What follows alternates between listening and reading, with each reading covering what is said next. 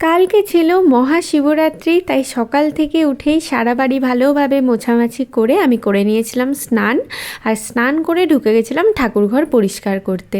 আর সন্ধেবেলা যেহেতু পুজো হতো, মানে 5টা কত থেকে পুজোর প্রহর লাগতো, তাই সন্ধ্যের আগে আগে আমি শাড়ি পরে নিয়েছি। আর প্রতি বছর আমি শিবরাত্রিতে শাড়ি পরি। এবছর যে শাড়িটা পরেছি এটা 1.5 বছর আগে আমি সোনামণির কাছে কিনেছিলাম। শাড়িটা একদমই নতুন, একবার শুধু ভিডিওর জন্য আমার পরা হয়েছিল, ব্লাউজ পিসটা অবধি কাটা নেই, দেখতেই পাচ্ছ। তো সেই শাড়িটাই পরলাম, আর তারপর একটুখানি লাইনার লিপস্টিক দিয়ে সেজে নিয়েছিলাম, কারণ পুজো বাড়িতেই বলো আর বাইরেই কোথাও গিয়ে বলো আমার সেদিন শাড়ি পরতে খুব ইচ্ছে করে। তো সুন্দর করে রেডি হয়ে আমি চলে গেছিলাম আমাদের ঠাকুর ঘরে পুজো করতে।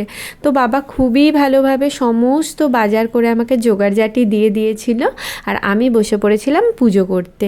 আর প্রত্যেক বছর কিন্তু আমরা 2 বোন বা 3 বোন পুজো করি, আর এই বছর আমি একাই শিবরাত্রির উপোস করেছি, মানে পুজোটাও আমি একাই করব। আর জানো তো এই বছর না পুজোর প্রহর মোটামুটি ওই 5টা কত থেকে বিকেল 5টা কত থেকে লেগেছিল, আর পরের দিন বিকেল 5:30 অবধি চলেছিল। মানে 2 দিন তো উপোসই, আর তার আগের দিন আমি সন্ধেবেলা লাস্ট খাওয়া দাওয়া করেছিলাম, মানে 2.5 দিন উপোস ছিলাম। তারপর বাড়ির পুজো হয়ে যাওয়ার পর মন্দিরে বাবার মাথায় জল ঢেলে এসে ঘরে যে ফটোগুলো রয়েছে ঠাকুরের সেগুলোতে দাদুভাইকে ধূপকাঠি দেখিয়ে বাড়ি এসে শরবত খেয়ে তারপরে আমি উপোসটাকে ভেঙেছিলাম।